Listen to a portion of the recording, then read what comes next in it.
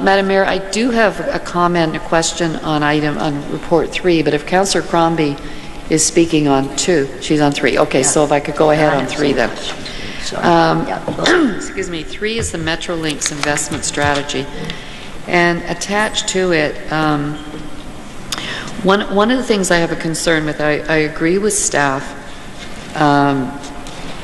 with regard to some of the concerns that we have on the transit and the property tax as one of the funding tools. But one that we have not discussed, and I guess I'm a little concerned because on page 16 of the Metrolinx report, R3V, the comment was that parking levy, when the concept of a parking levy is explained, GTHA participants were supportive of implementing this revenue tool.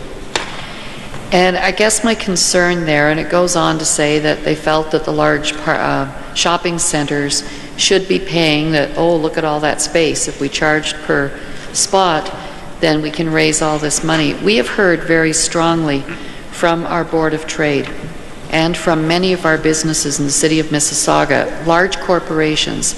I've heard from the ones up in the Meadowvale Business Park where we have large parking lots, but we also have large corporations. You look at General Electric, and they actually have to have a sign at the entrance of their parking lot telling you whether there's any space there or not, and pretty well all the time the space is filled. The reason those spaces are filled in the Mississauga and the Meadowvale North Business Park, and I'm sure Glaxo and the other large corporations in Councillor Carlson's ward have the same problem, is we do not have all-way, two-way go service, all-day, two-way go service. So the only way that workers can get into the Mississauga business parks is by car, you know, or drive somewhere and then take transit up there. We have put more transit on when Royal Bank moved in, but, you know, we've got these big corporations, Bank of Montreal, Royal Bank, huge corporations where the employees are coming west and there is no transportation to get them there. So to penalize those businesses for providing parking for employees while not putting the all-way service as one of their priorities is a real slap in the face for our businesses. And I think it's going to be a very negative impact to those corporations that have no choice. And I'm not talking about shopping centers. Excuse me. We've heard from other municipalities as well, and the other chambers of commerce have made the same comment, with apart from the so-called Toronto Regional Board of Trade. But none of the other boards of trade that represent the GTA municipalities or the chambers of commerce support that for the reasons that I've stated. It has a very negative impact on business in the municipalities. So I'm really concerned that the comments made by Metrolinx are that everybody thought it was a great idea. You know, it doesn't say except for the business community and the boards of trade. And, you know, we don't have all the details on it yet, and I'm always reluctant to, you know, to take a stand on something that we don't have all of the information on. But I do get concerned when we are, you know, when we're talking about opposing transit fare increases as part of that and the property taxes, but we leave out some of the others. And I think that the other one that, as I mentioned, that has the greatest impact on our business in Mississauga is that parking lot levy. So I would like us to, you know, I think we should be supporting our Board of Trade on their position on that and on the comments that we've heard from our businesses. And I'm not sure how we could word that, but I feel very strongly about it, and I think we should be supporting them in it. Through you, Madam Mayor, if I could just comment, because you're right, Councillor Sato, and I've heard that around. We've had regular CAO meetings. The reason we put the property tax and the transit fares in as a recommendation is because there are revenues, and so they would have a direct budgetary impact on us. And what our words to what we thought to Metrolinx is, you know, if you're going to do find revenue tools. You need to find tools that aren't the only tools we have to fund our services. And so that's really why those two were in our recommendation. We didn't comment on any of the others that are on the list of possibles that weren't directly attributable to us. On the issue of the parking levy, I mean, part of the conversation around I don't know at this point whether that will be one of the tools that's going to be recommended by Metrolinx or not. We'll know that on the 27th of May, I guess, which is when the Metrolinx board makes its final decision on what they're going to recommend to the province. The report that the City of Toronto staff recently did, which I understand as of last night was deferred by their council, they did recommend this. And the conversations we've had around the table is you need to be sensitive to the issue if this is a tool, but you could also manage that through the rate structure. So, for example, businesses that have very high service levels for transit, downtown Toronto, for example, actually could be asked to pay more than businesses that have very little or almost no access to higher order transit. So where there's limited GO service, or even in some cases no GO service.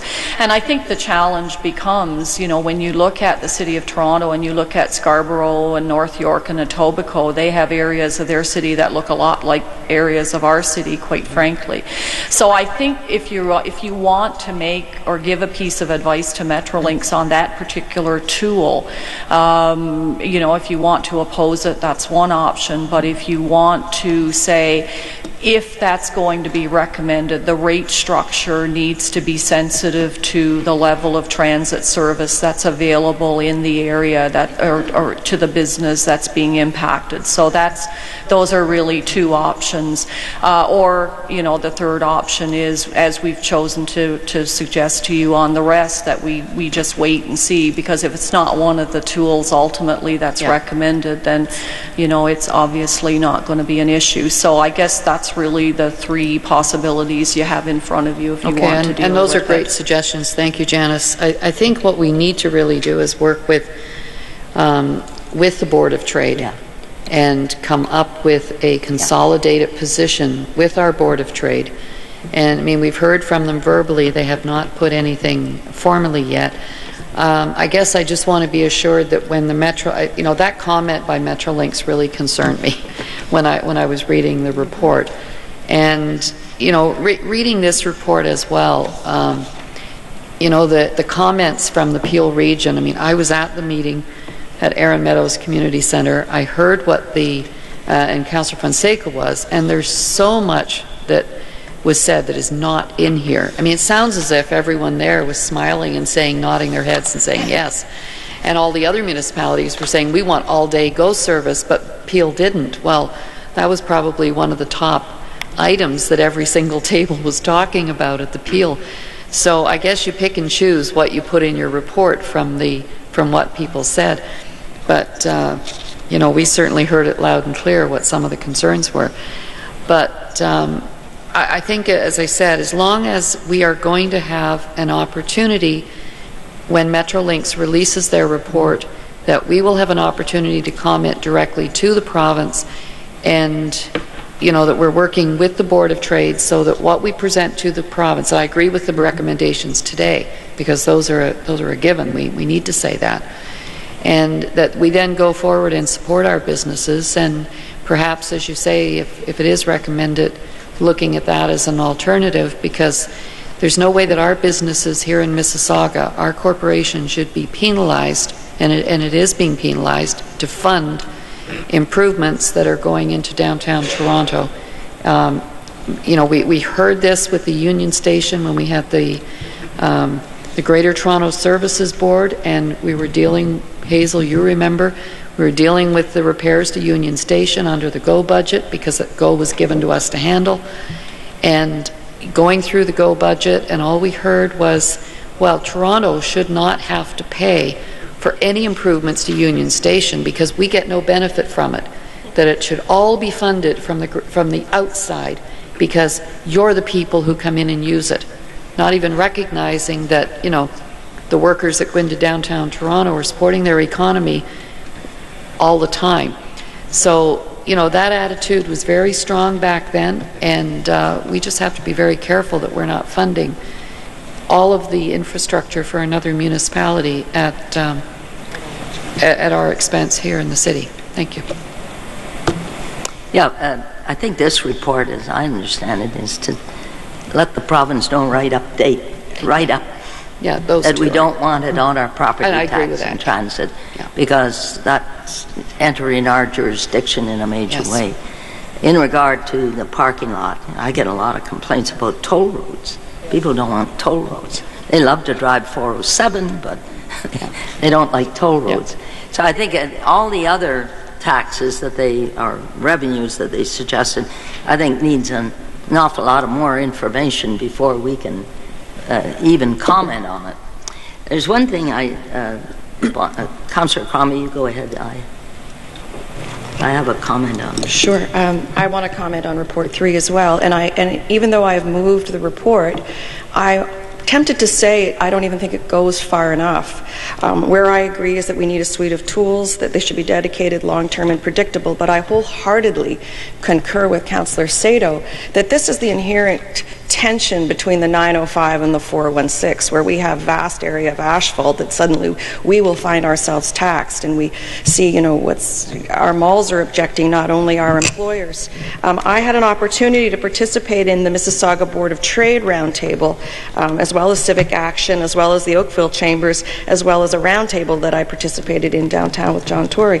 But at the Mississauga Board of Trade, we went through a process where we looked at all the tools, and we took a number of them off the table, and then we prioritized recommendations for our top 3 that we could live with.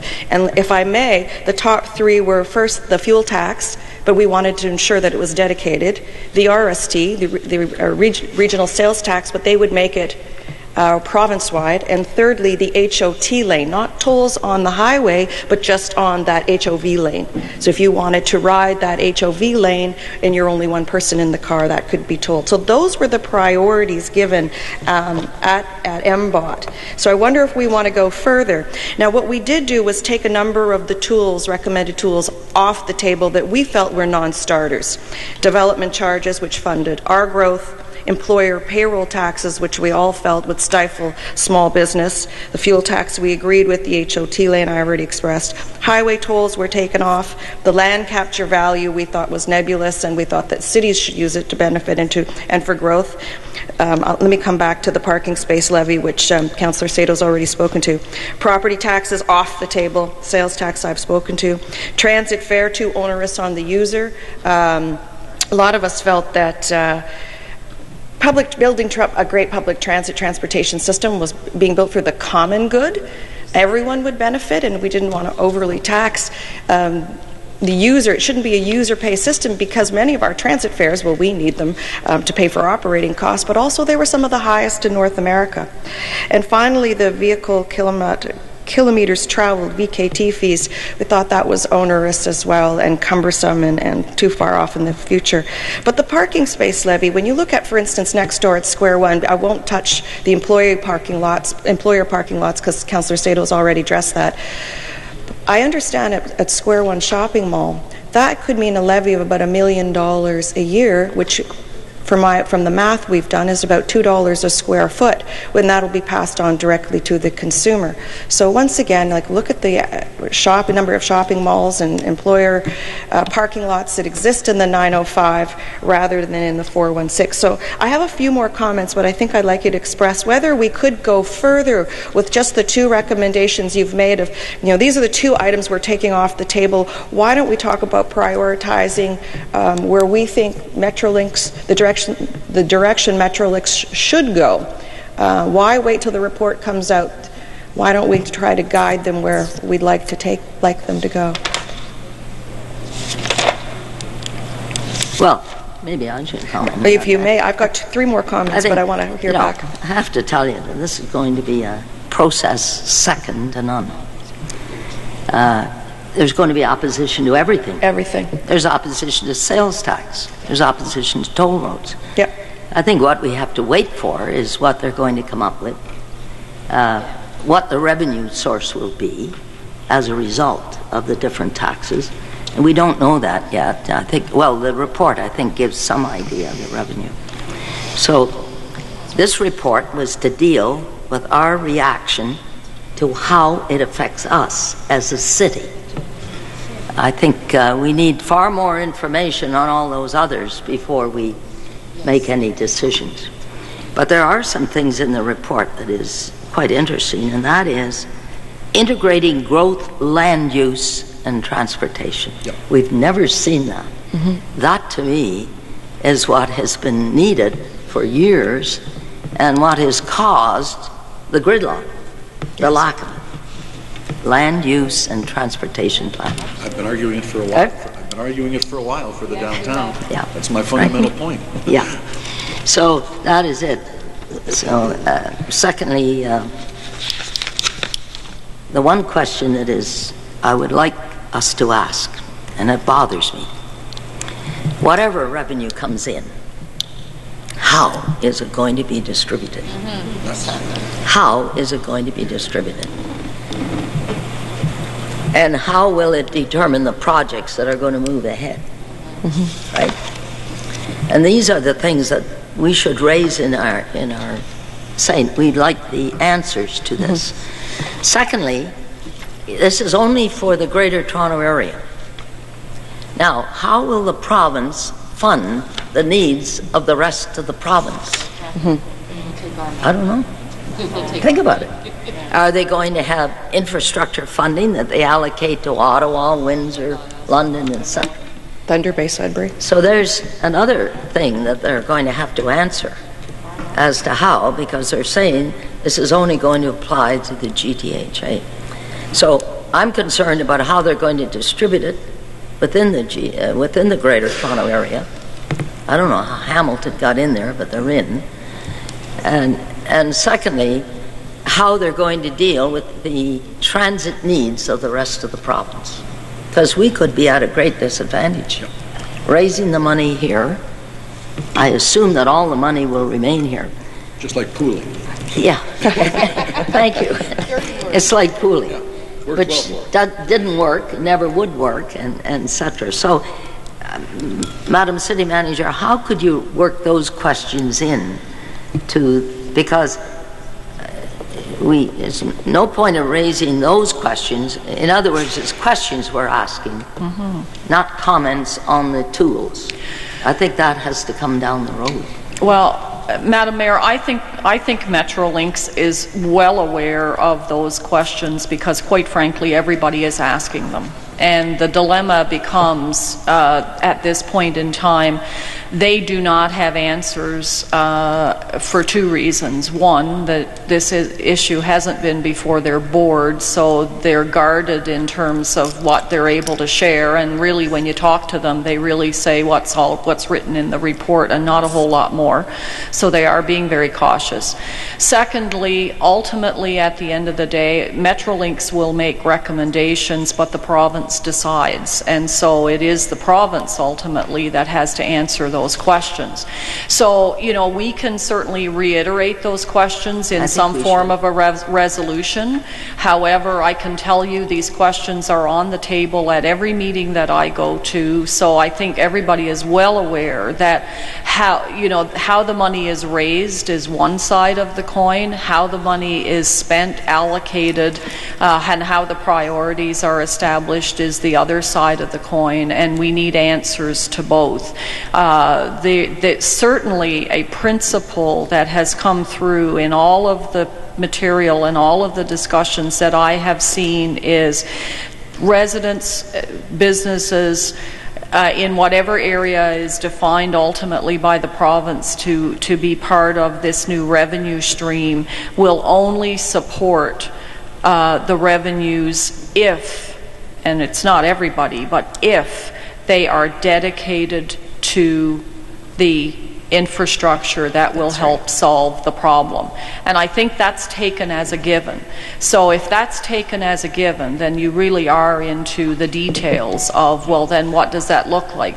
The only thing that Metrolinx has been able to, or has shared with us so far, is that of the revenue that is going to be raised, however that's going to happen, 25% of the revenues will be designated 15% to local needs. So I interpret that to mean that we will get some money for My Way growth, for serving, potentially new lines that connect interregional systems like GO, the LRT eventually. 5% is going to go to strategic highway improvements within the area, and then they've allocated another 5% to what they call other, which are it would be, I think, an application-based process or something where technology improvements or capacity improvements of some other kind could seek support and funding. Beyond that, there are no details about how the money will flow. I mean, again, we've been encouraged to keep our LRT project moving forward. I interpret that to mean that, because somebody mentioned to me when I was at the Civic Action Forum last week, the Hurontario LRT has got the highest business case rating of any of the projects on the big move list. So, we're number one. Excellent. Now but nobody's gone so far as to say, and you're also number one when the money starts to flow. So that's the next issue, right? So, but I do have to think that, part of the reason that we're being encouraged to keep moving forward and do the preliminary design and get the project more shovel-ready, the term that everybody likes to use these days, is because if we can get this revenue stream established, however the province chooses to make that happen, we're going to be at or near the top of the list. But I can't, that's not a commitment, that's just an assumption on my part, not worth very much right now for, as usual. So it's complicated in terms of which levers you want to pull, but certainly I think we can take the questions that everybody's asking and formulate them into a resolution and say, in addition to the recommendations we've made, and when you come out with your report, you need to be very specific on these key points. How's the money going to be allocated? Which projects are going to be built when? And I've said that to the leadership at Metrolinx. Like, you need to come out with a timetable on the projects. You need to actually be able to say, we think the Hurontario LRT project will be scheduled to begin in Q3 of whichever year you think is doable. So we can certainly do that. I think we can come back with that for the next council, which I think is still in time. Martin? I think it's important. I'll tell you why. If we want to sell it to the people, that's what we're going to be asked to do. If Metrolinx doesn't come out with all those details, it's going to be very difficult to sell it to the people and to the businesses. They got to do their homework on this. I agree. They've also allocated, and that's what bothers me. That's what bothers me is the one thing they've said, 75%, 25%, no details. Yeah. Right? That scares me. Why would they say that when they haven't given us how that is going to work out? They picked a figure out of midair, I would assume. I don't know. Because they don't give why. I haven't had time to read the report. But if they don't come out with all the details for us to be able to take to the people, and because the people will accept it if we can sell it on the basis that they know exactly how it's going to happen. It's the only way we can sell it. Otherwise, we go out to the public and they start asking the questions and we don't have the answers, they're going to be negative. It's only natural. It's like the businesses, about how it's going to affect the businesses. So And they got enough negativity now with the Mayor of Toronto being opposed to any new revenues. Mr. Hudak has reduced his opposition to some degree by saying, well, we'll do all the efficiencies and then maybe we need revenue. My comment is if they close the entire province of Ontario, the provincial government completely, there would only then be enough money to do what has to be done. They'd have to close it down, not the efficiencies, to do it. So that's why I think we should raise every question we can now if they want us to do a sales job. Because you can't sell it if you don't have the details. First question, well, Madam Mayor, what are they going to do with this? Well, I don't know. Immediately. That's a negative approach. So if you could, and Martin, put together the questions that many questions as we can. They want the feedback by the end of April. So my suggestion would be that in the letter, that we do a covering letter for your signature and we raise those questions in the letter so we can meet their timeline. We'll copy that to all members of council. But I think we understand the key questions, that you want to make sure that there are details. And I think that's really what we want to emphasize, is you need to provide as much information as possible about the how, the who, what, where, when, and why questions, right? When are things going to get built? Who's going to pay? How are we going to make sure that it's fair and reasonable? So I think we can craft a letter that contains that and attach the report if you're prepared to pass the recommendation today. Okay. I'm not finished. Councillor Tovey? No, I'm still on the board. Oh, sorry. Councillor Cromley. So would you be willing to broaden your list of exemptions and develop a short list of preferences? Maybe, I think there's agreement and we want to support the Board of Trade, and the Board of Trade came out with dedicated fuel tax, RST, and HOT lanes. This is a real dilemma for us because we've only seen what Metrolinx has produced. And, on any one of these tools, there are pros, there are cons, there are advocates, there are opposition. So we've deliberately, because I'm no wiser than the next person, quite frankly, in terms of how this gets implemented. And that's going to be ultimately, quite frankly, more than anything, a political discussion. So I know the City of Toronto staff did some work and they took a position on the tools that they were prepared to support. I don't think we've got any better or information to be able to come to you and say, well, sales tax, go for it, parking levy, no. So we've and council up to now's direction has been, let's wait and see what Metrolinx comes out with and then react and respond. But don't we want to be proactive rather than responsive? Well, and I'm a little concerned about Mayor Ford's position. He's going to oppose anything that has to do with taxes, tolls, and levies. Well, I mean, I'm happy to take the direction from council. It would require us to go away and come back to you, and we'll miss the deadline. But our discussion up to now, and I've had this discussion with council on a couple of different occasions, was let's wait and see what comes out of the recommendations, and then we can do some analysis on impacts. But in all honesty, for every municipality to take the time and energy and research and staff time to come up with their own list, I mean, it really kind of, to me, I'm not sure it makes a whole lot of sense, because then everybody becomes parochial in terms of opposing the things that affect them the most and supporting the things that affect them the least. I mean, that's ultimately what that turns into if every city and every municipality chooses to take the direction. So my recommendation is we stay on the high road and wait until we get the recommendations from Metrolinx and see what they're recommending, because some of the things that we may be most opposed to may not end up on the list, and so we've expended a lot of energy you know, at the end of the day. I'm in your hands. You know, if you want a list, I guess we'll go away and put our heads together and see what we would be prepared to recommend, but Well, it's tough. I would, but I can hear that I'm in the minority. I would like to steer the ship rather than react to it. But my biggest concern is that good behavior, use of public transit is penalized, so increased of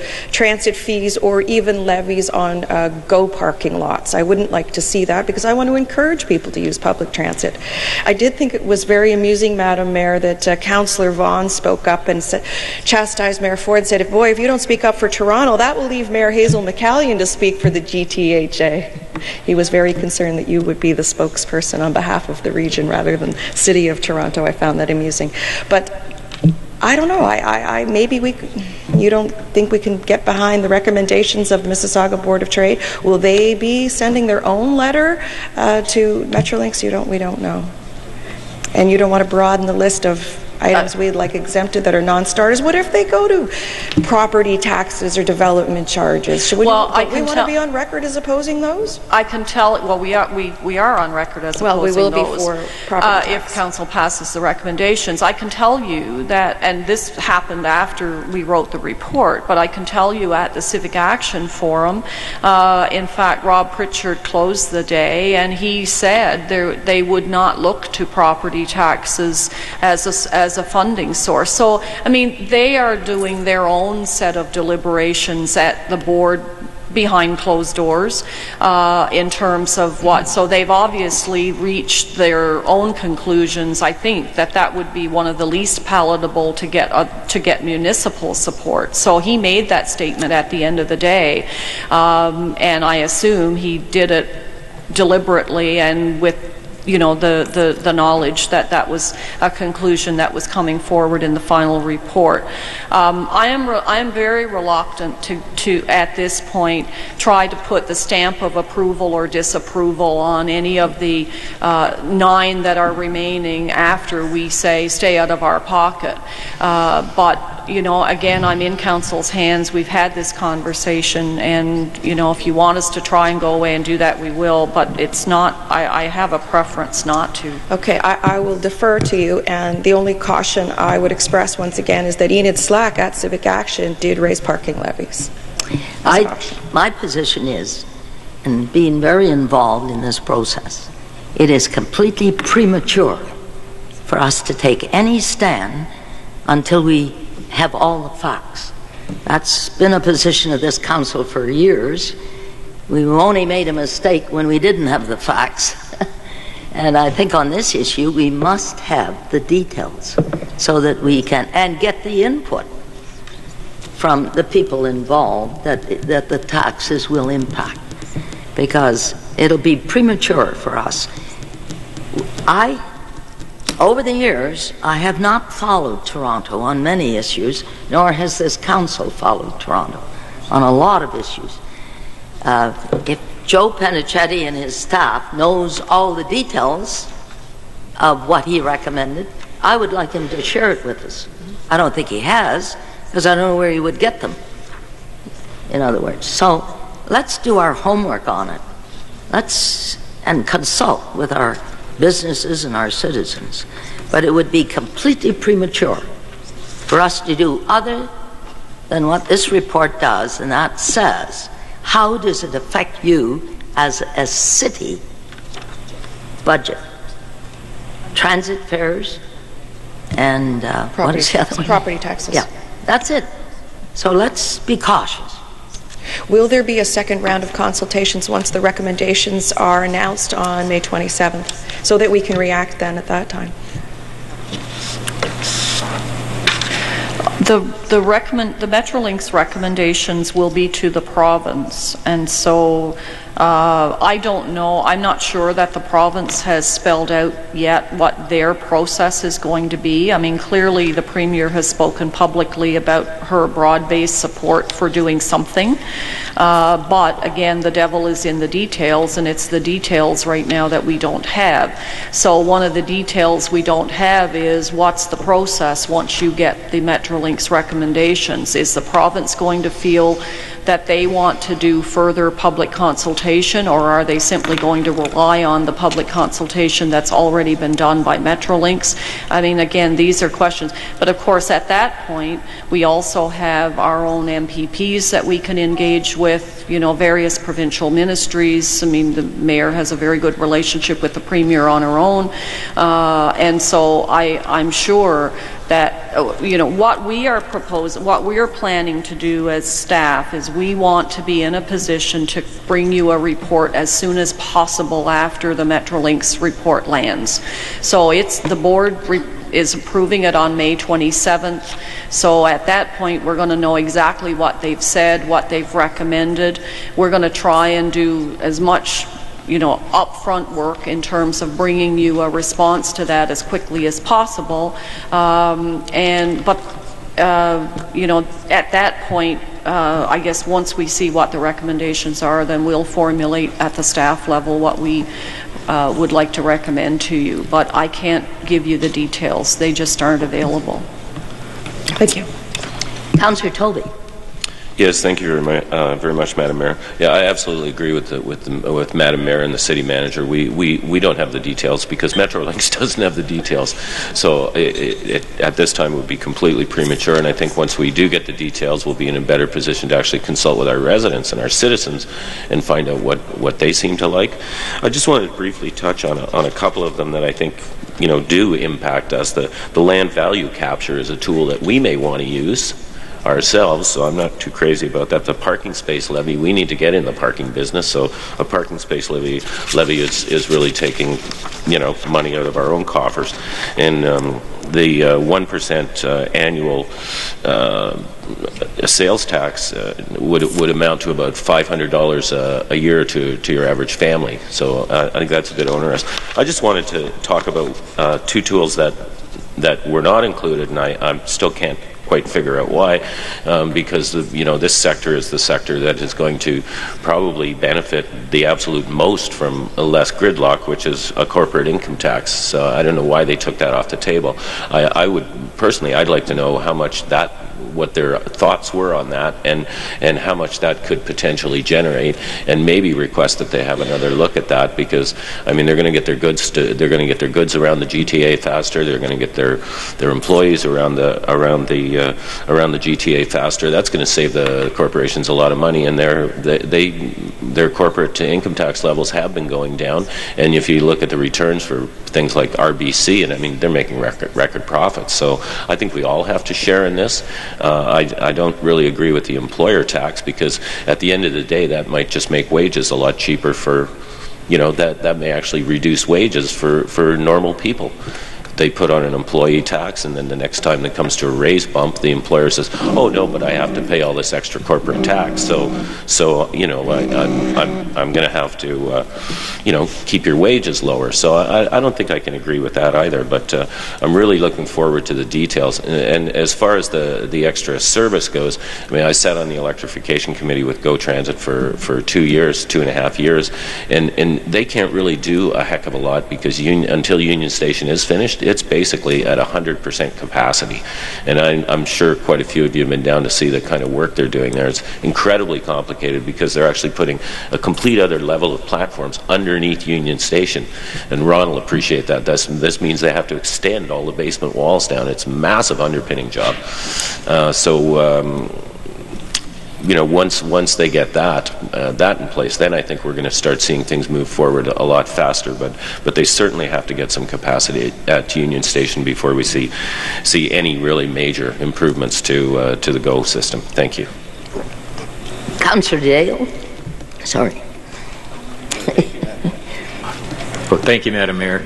I certainly support these recommendations as it pertains to our city, and particularly recommendation 2, that we do not support the use of property tax or transit fares as a revenue source.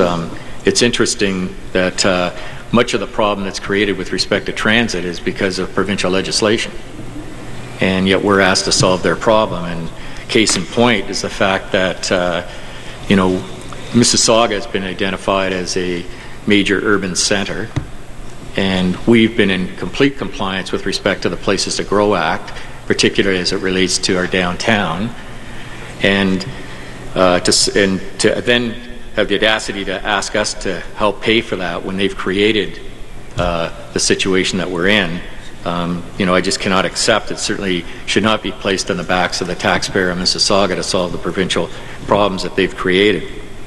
And it's interesting because urban sprawl certainly created the problem as it relates to congestion, primarily because people chose to use the automobile because transit really wasn't in place, or the mode of transportation wasn't up to speed with respect to moving people in a short period of time throughout our city in particular. And unless you could afford an automobile, you pretty much were forced into taking transit and met those challenges, or tried to adapt to the challenges that they possess. But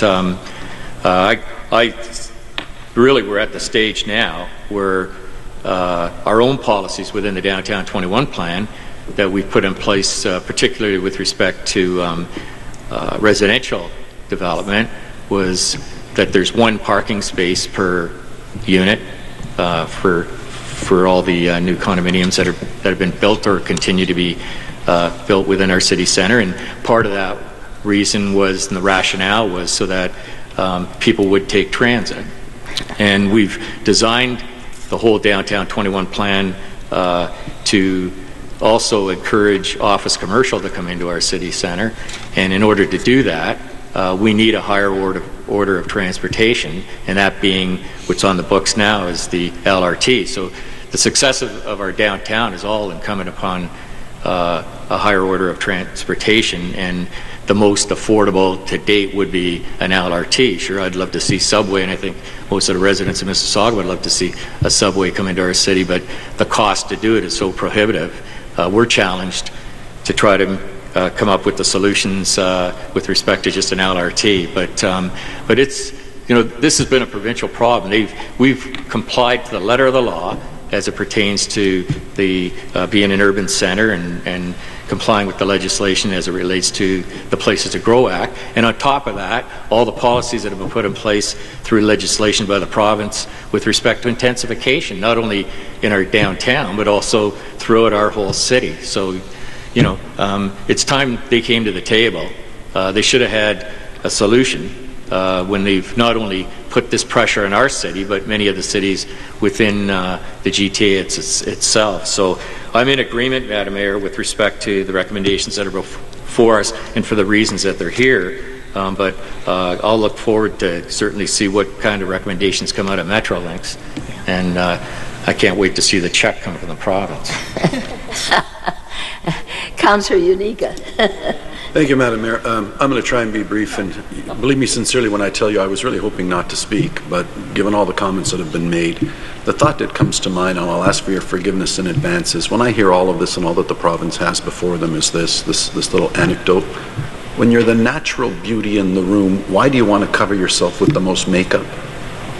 The beauty and the purity of our argument is by far outstanding compared. There's no peer. So why do we want to dress it up in this? It is what it is.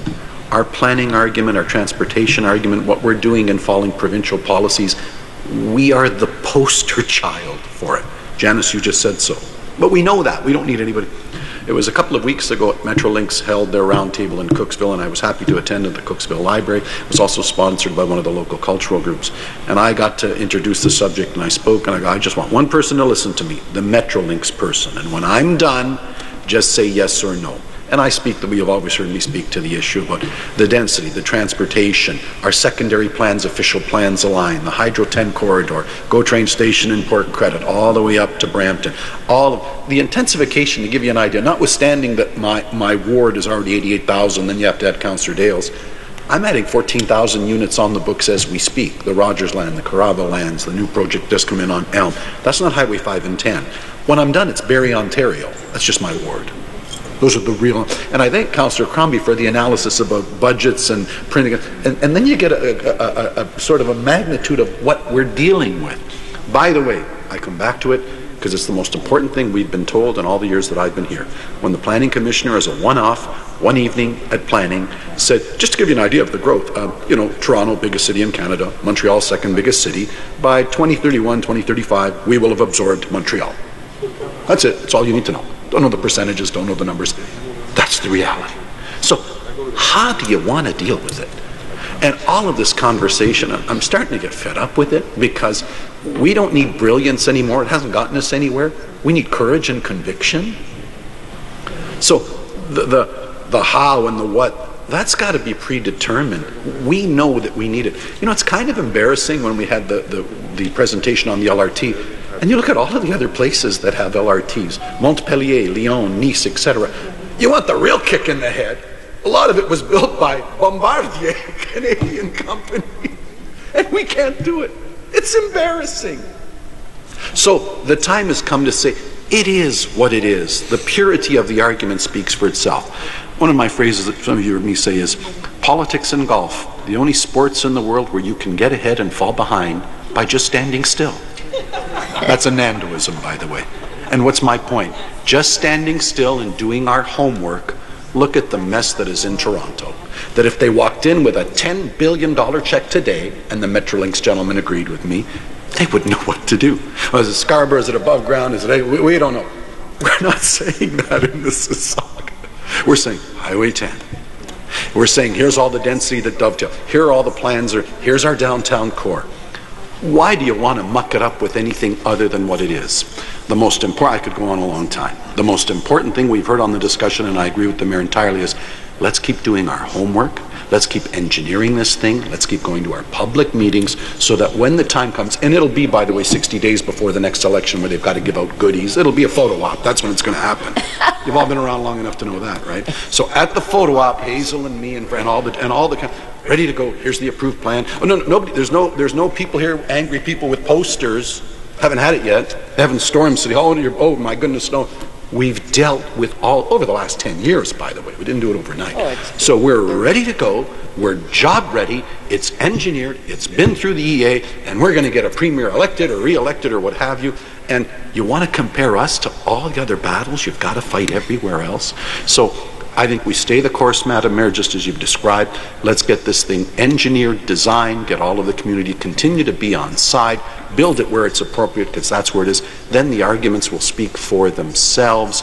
And if not, and you've heard, if not, we're just going to freeze all development in the downtown core, which works for me as well, with good reason now. What OMB is going to say, well, you have no infrastructure, but bring the next 14,000 units in. I don't think so. So this is pretty simple. Let's stay the course, Madam Mayor. You're right. Let's do our engineering. Let's do our homework. And then just be at the front of the class when they hand out the little pins, and I think we're going to get the first one. That's it. Okay. Thank you, Madam Mayor. Hi. Madam City Manager. Just a point of clarification, going back to some of Councillor Tovey's comments. If I can refer you to R3UU, which is part of the Metrolinx report.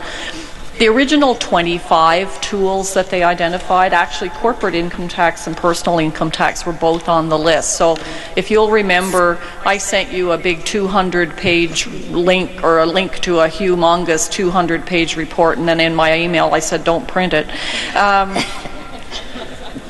That was the consultant's rationale around the original 25. So for those of you, and I can send the link again, but for those of you who are interested, if you go in and look at the report, they would have analyzed the various tools on the sets of criteria. But just to Councillor Tovey's point, corporate income tax was on the long list. It did not make it to the short list. You're right.